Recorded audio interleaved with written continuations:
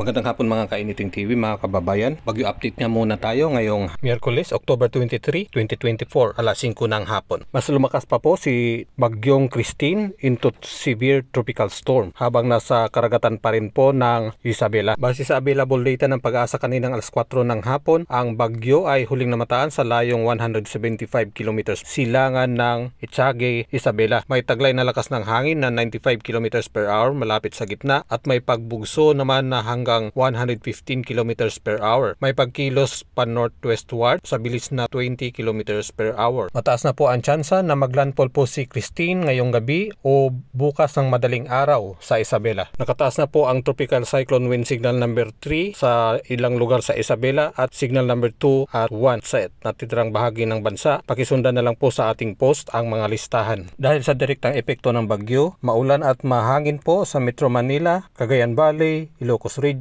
Cordillera Administrative Region, Central Luzon, Calabarzon at Bicol Region. May pag-ulan din at may pagbugso na malalakas na hangin sa Visayas, Mimaropa, Dinagat Island, Surigao del Norte. Maulap na lang po at may pakalat-kalat na mga pag-ambon, pagkulog at pagkidlat sa natitirang bahagi ng Mindanao. Kung ngayon ka palang nakapanood sa page na ito, paki-follow po para automatic po kayong ma-notify sa mga bago nating uploads at mga updates. Thank you for watching and till the next update.